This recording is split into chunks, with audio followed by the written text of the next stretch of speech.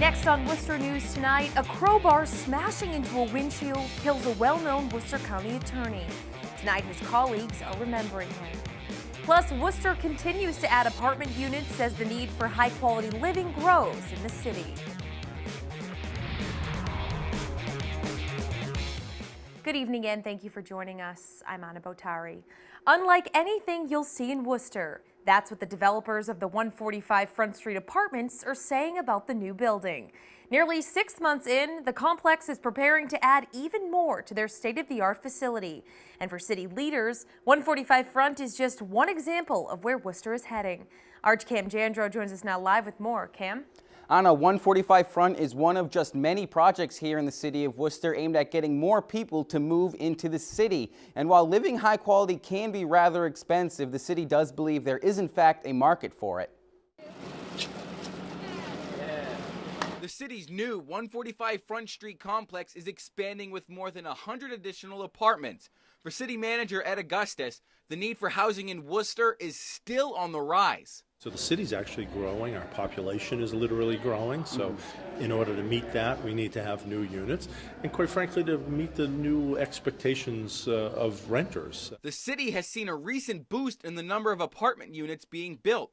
Construction has begun on the corner of Green and Harding Streets, and there's the plan to make the former Elwood Adams hardware store into housing units. Augustus says there is a demand for high-quality living in Worcester. People want certain amenities, particularly if they're at a certain price point. The market is responding to that. It's creating different types of units that meet different lifestyles, different stages of people's life. The second phase of 145 Front will bring the total up to 360 high-quality units directly across the street from Union Station, a location which played a role in the city adding the new complex. Roseland's goal is to build in transit-oriented locations, and this project falls within that. The $565 million project will also offer retail, commercial, and medical space. Mayor Joe Petty hopes creating housing in a central location like Worcester Common will benefit the whole city. Bringing the vibrancy downtown here, the 18-hour workday downtown, people will be walking down here, foot traffic, you're going to see the city grow. Now, 145 Front says they've signed roughly 237 leases and they expect the remainder to be signed in the near future. Anna? Thanks, Cam. A grant received by the Worcester Community Action League will help to continue a crucial program the agency offers for young children. A $57,000 grant has been given to them from Fundación Mafre to support the nutrition program at the agency's Head Start program, which families must meet income eligibility standards to qualify.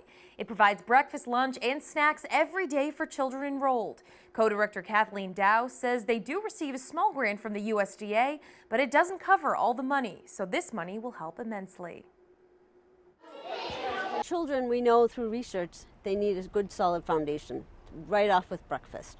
So this funding actually would provide 89 breakfasts. The agency currently serves more than 200 preschool children in 12 Head Start classrooms in Southbridge. Renovations are underway at a new facility in Webster, which is slated to open in January. 17 companies have informed the city of Worcester their interest in opening a marijuana shop. Those applying are required to run community meetings.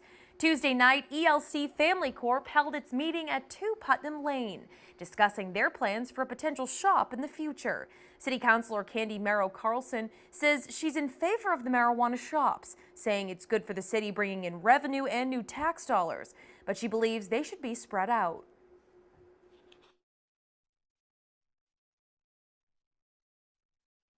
As I said on council floor, I'm not in favor of clustering them all in one area or in one district. I don't think that that's good for anybody. I don't think it's good for the businesses, because if they're all sitting in the same area, then they're all vying for the same money. All of the meeting times and locations are posted on the city's website. Senator Ed Markey was visiting UMass Medical School for a tour of the Educational and Research Facility at the Albert Sherman Center. Professors discussed Alzheimer's research being done at the school. Senator Markey says right now 5 million Americans have Alzheimer's, and by the time all baby boomers have retired, 15 million will be diagnosed with the disease. We can't afford that epidemic. It'll bankrupt the Medicare and Medicaid budgets. The key is to find cures. It's to find a way of slowing down Alzheimer's. That's really what families want their federal dollars to be spent on. That's what they lie awake worrying about at night. And here at UMass, they're doing the work that can give people hope that those breakthroughs are coming. Markey lost his mother to the disease and says he plans to make a pitch for continued research funding. A well-known attorney will be missed throughout the Worcester County court system. John Madaio was killed Monday in a tragic car crash when police say a crowbar came through the windshield. Our Rosalind Flaherty spoke with his colleagues today and has more. Peter Ettenberg had a personal conversation with John Madaio in East Brookfield District Court moments before the 63-year-old was killed in a tragic car accident. He was telling me about his daughter's bridal shower this past weekend, how he was looking forward to her wedding next month, and he was just a very happy guy that morning. Ettenberg knew Madaio for more than 30 years.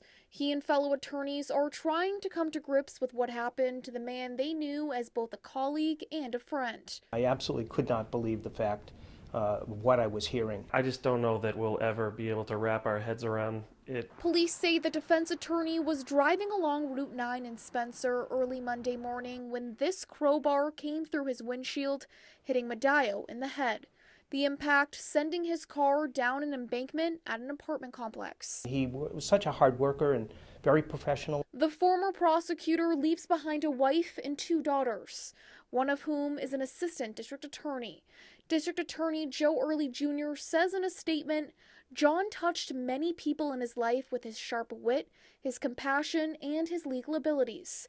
This is a big loss for our community. He was a great lawyer. He was a tough but fair prosecutor. Attorney Kevin Larson worked closely with Madaio for more than 17 years and says he will be greatly missed. Very nice guy.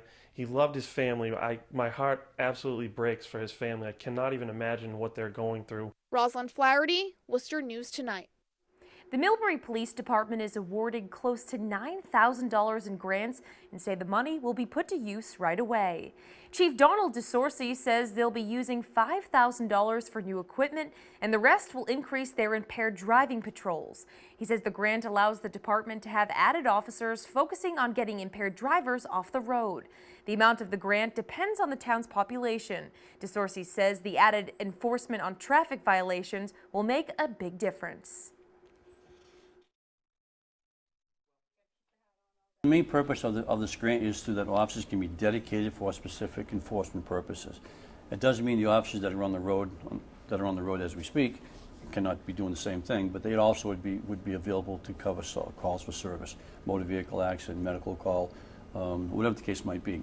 The officers on the grant are dedicated for the traffic enforcement. One of the requirements for this is encouraged that they have 3 interactions per hour. DeSorcy says the required 3 interactions an hour doesn't mean the officers need to give out a certain amount of tickets. A man accused of breaking into more than 20 vehicles is arrested by Southbridge police. They say 30-year-old Tommy Lee Goddard is responsible for break-ins happening across town this summer. During a search of his apartment, several items were taken in as evidence. Police say they were believed to have been stolen during the breaks. As part of a lengthy and ongoing investigation, Goddard was arrested and is facing 23 counts of breaking and entering in the nighttime and 19 counts of larceny under $1,200. An important mission to find a piece of missing jewelry. A Worcester veteran is hoping crews can find his late wife's wedding band after it accidentally fell down a drain. Our Chandler Walsh has the story. Francis Traynor holds his cross and chain, which is now missing his wife's wedding band. A woman noticed Traynor had dropped his chain in the parking lot of Market 32 in Worcester, but when she returned it, the ring was lost. And she said, you know, when I picked up the chain, the ring fell off and it fell into the sewer. The mishap sparking a 2-day search with Helgerson Excavating and GL Plumbing drain away. The companies removed all the water from the drain, hoping to spot the ring, but so far have been unsuccessful. Once the water's gone, we can actually physically see with a big light down there. Trainer is a Korean War veteran and lifetime Worcester resident. He's worn the ring around his neck every day since his wife Mary Jane passed away in 1991. He says it's brought him comfort and inspiration. It was something very close. It was something that I felt great wearing it. The couple met at an Irish dance, married once Trainer got out of the Army, and had 4 children. For Trainer, the ring is a reminder of the life they shared together. It was a lot of fun, a lot of laughs, and something you really miss. Helgerson and Drainaway haven't given up on retrieving the ring and are working on next steps. Be able to remove all the debris and at a safe site and hopefully be able to sift through it. For now, Trainer still has another piece of his wife with him. The 85-year-old melted down the band of Mary Jane's engagement ring to wear on his own finger. She was vivacious. She had a great heart, very lovable, just a wonderful woman. Chandler Walsh, Worcester News Tonight. A tractor-trailer driver is seriously injured this morning. Sterling police say his vehicle rolled over on Interstate 190 North around 5 a.m. this morning. First responders found the driver partially ejected and trapped. He was rescued from the vehicle after about 30 minutes. The driver was taken to the hospital with serious injuries. The cause of the crash is under investigation. Nichols College and Worcester State University partnering up in a program allowing students to get a specialized master's degree in 5 years. The 4+1 program will allow Worcester State criminal justice majors to pursue a master in counterterrorism at Nichols in 5 years instead of 6. Tuesday, the 2 schools' presidents met to sign an agreement. Our Master of Science in Counterterrorism has only been in effect for about a year. We've had a long-standing undergraduate in criminal justice, and this is a new degree that we've recently launched. In higher education today, guided pathways are really important for students and their families to know that they can get 2 degrees in a contained period of time. Helps families understand what commitment they need to make and, of course, what the costs are. The program is the first of its kind in the nation and will focus on violent extremism.